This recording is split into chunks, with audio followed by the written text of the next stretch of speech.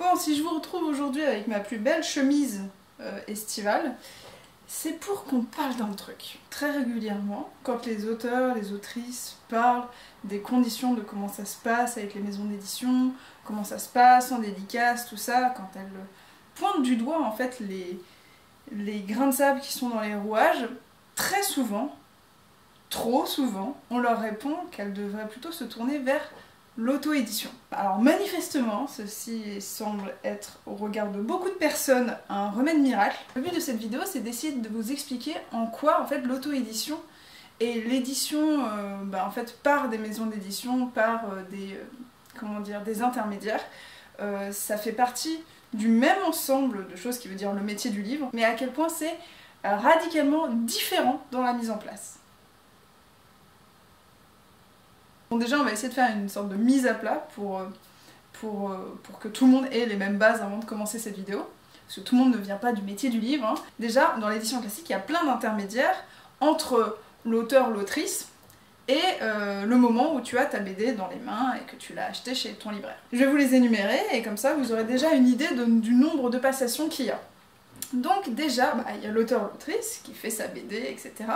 en team avec la maison d'édition. Donc c'est pour la BD Glénat, Delcourt, les éditions Lapin, voilà, il y a des très grosses maisons d'édition, des petites, des indépendantes, etc. Ensuite il y a le diffuseur qui peuvent être en interne à la maison d'édition. En gros c'est les commerciaux qui vont partout en France pour montrer en fait le catalogue de BD que les maisons d'édition ont pour aller convaincre les libraires d'en acheter. C'est très grossièrement dit mais c'est un peu ça. Ensuite donc après il y a l'imprimeur qui arrive en 4e position, donc pour la mise en place du bouquin, etc. Je vais pas vous expliquer ce que c'est le métier d'imprimeur, je pense que vous savez.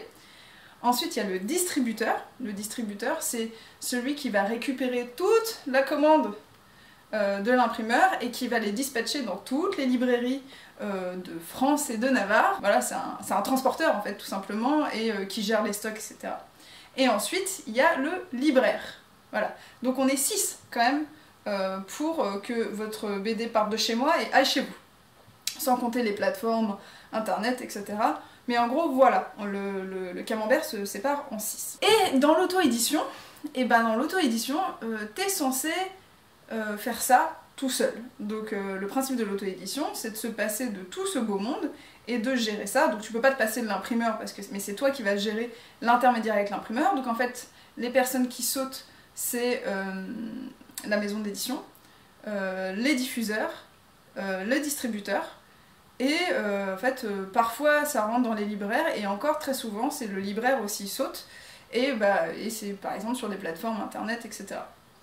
Donc au final de 6, souvent tu te retrouves à 2 dans l'auto-édition. Et tout ça c'est très important de l'avoir en tête, parce que si ces gens sautent, c'est qu'il va falloir que toi tu le fasses. Je suis pas là pour mettre au pilori l'auto-édition, absolument pas. Je trouve que l'auto-édition a vraiment totalement sa légitimité qu'elle a du mal pourtant à avoir dans le monde du livre, qui est souvent très mal perçu et vu comme... en fait, très souvent, c'est vu comme des auteurs et des autrices ratés. À tort, mais totalement à tort, et vous allez le voir après, parce que je vais aussi vous présenter des succès d'auto-édition. Mais je veux vous donner toutes les cartes pour apprécier l'auto-édition et comprendre pourquoi un grand nombre d'auteurs et d'autrices n'ont aucune envie de passer par l'auto-édition avec force et moult raisons. Déjà, il faut savoir que l'auto-édition, c'est toi qui avances les frais. C'est toi qui vas devoir supporter la fabrication, c'est toi qui vas devoir supporter la communication, donc tous les prestataires que je vous ai dit avant, c'est toi qui vas devoir les supporter. Donc il y a deux types de moyens de se lancer dans l'auto-édition. Soit t'as le pécule pour pouvoir le faire, c'est-à-dire que tu te lances comme ça, à tout feu tout flamme, tu as l'argent pour pouvoir te lancer et endosser comme charge la fabrication, la communication, etc. Et donc là t'es solo et puis après tu sors le produit fini et tu le mets sur les plateformes de vente. Soit ce qui se fait excessivement régulièrement et dont je vais surtout parler dans cette vidéo, c'est l'auto-édition via le crowdfunding, qui est le financement participatif. Toutes les plateformes que vous connaissez, KissKissBankBank, Ulule, Kickstarter, etc. Je vais essayer de vous faire une vidéo qui est pas trop brouillonne parce que il faut que je vous dise énormément de choses de manière non dissolue pour vous expliquer à quel point l'auto-édition c'est compliqué.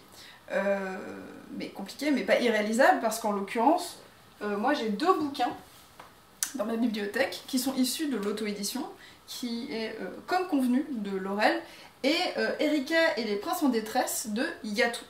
Donc tout ça, ces 2 bouquins-là, c'est des énormes succès d'auto-édition, couplés de bons gros pavetards au passage, donc c'est pour vous dire si elles ne se sont pas économisées. Je vais essayer de les prendre en support pour vous expliquer en fait toutes les étapes qui font que l'auto-édition, c'est pas si simple que ça.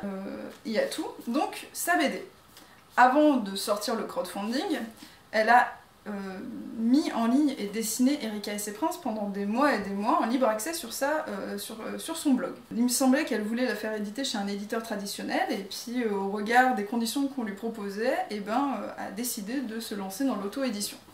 C'est souvent comme ça, c'est sensiblement la même chose que ce que Laurel a fait. Quand elle a lancé son crowdfunding, elle avait déjà toutes ses planches quasiment, il me semble qu'elle avait encore un peu de boulot, elle avait déjà bossé dessus. Voilà, la différence est là, c'est-à-dire que le crowdfunding, très souvent, il est là pour faire en sorte que l'objet devienne en dur. Pas pour payer tout le boulot en amont. Elle a donc créé sa page et a créé toute une communication autour. Parce que ça, il faut pas l'oublier. Un livre d'auto-édition qui marche, c'est aussi une communication ultra bien gérée au cordeau. Elle a fait des paliers, je me souviens qu'elle avait fait des gifs animés, tout était hyper travaillé. Et bien sûr, qui dit crowdfunding dit souvent aussi contrepartie. Donc tu as le livre, mais il y a aussi tout ce qui va avec en fonction de si tu prends des paliers différents. Je vous apprends pas le crowdfunding, mais en gros, je sais pas, si tu prends le bouquin plus le palier 25 €, et ben t'as un ex-libris. Si tu prends 30, et ben t'as un patch avec, et ainsi de suite. Enfin, vous connaissez. Pourquoi je vous parle de contrepartie? Parce qu'il faut les produire, il faut savoir les produire. Moi, je sais que par exemple, dans ce bouquin-là, moi j'avais eu, je sais plus quel palier c'était, mais j'avais un patch, j'avais donc une petite carte qui disait merci, un ex-libris en plus avec des recettes, des stickers et tout ça. Donc tout ça, en fait, c'est de la fab en plus qu'il faut savoir gérer. Et jusqu'à preuve du contraire, les 3/4 des gens qui veulent faire auto-éditer leur BD, ils n'ont pas tous un master en graphisme. Pour sortir un bouquin comme ça, en plus, il faut savoir gérer la chaîne du livre. Vous savez, savoir gérer un imprimeur, sortir les fichiers bien comme il faut, savoir faire une maquette, savoir faire tout ça, en fait, c'est pas donné à tout le monde. Et en plus, il faut avoir un master en email et management des prestataires parce qu'on sait très bien que c'est toujours excessivement compliqué. À savoir aussi quand tu te lances dans l'auto-édition, Yatou et Laurel avaient une communauté. Et c'est vraiment excessivement important. Se lancer dans un crowdfunding d'auto-édition sans avoir de communauté derrière, je suis désolée, on a beau dire ce que vous voulez, c'est le mur assuré. Elles ont fait du contenu à donner à lire, par exemple, donc pendant des années, elle a sorti des planches de BD gratuites pendant 1 an comme convenu, c'était une planche par jour, donc ça crée forcément un espèce d'engouement, et le firmament, le point d'orgue, c'est la sortie de cette BD, ça a été pareil pour Yatou.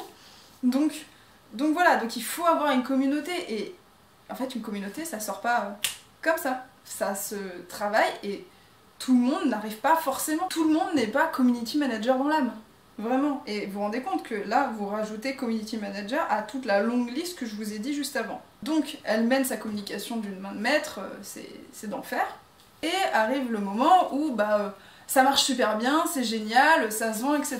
Donc trop bien.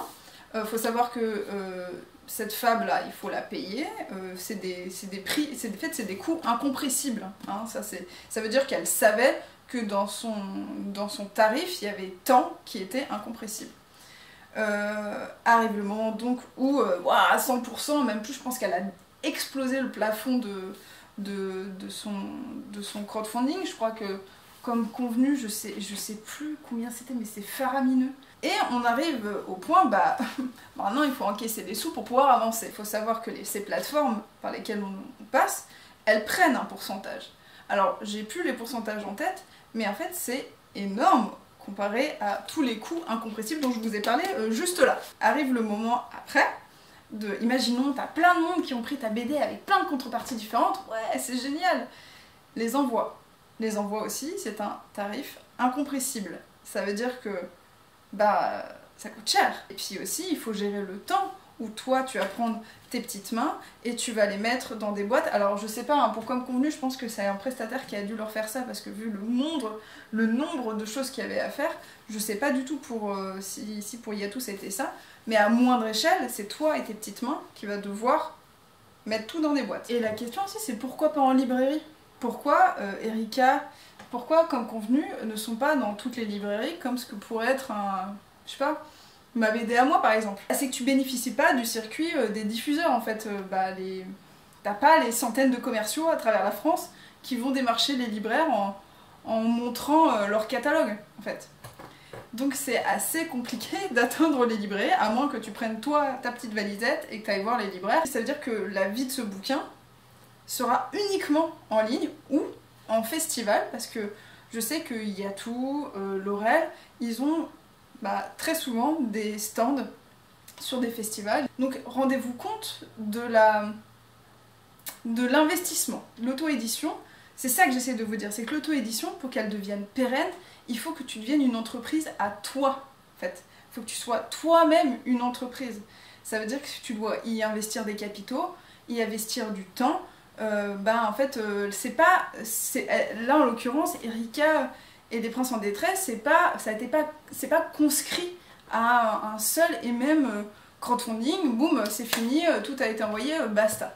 En l'occurrence, c'est devenu pérenne parce que Yatou en a fait son entreprise. Donc pour moi, quand on me dit si tu te plains, t'as qu'à te lancer dans l'auto-édition, c'est comme si tu disais t'es pas content de ton travail, et ouvre ton entreprise. Tout le monde n'est pas prêt, certaines personnes sont prêtes et c'est génial. Je suis pas là pour dire que l'auto-édition c'est un enfer, loin de là. Moi je suis vraiment excessivement admirative des gens qui se lancent là-dedans, qui s'en sortent ou non, parce que ça peut aussi foirer très souvent.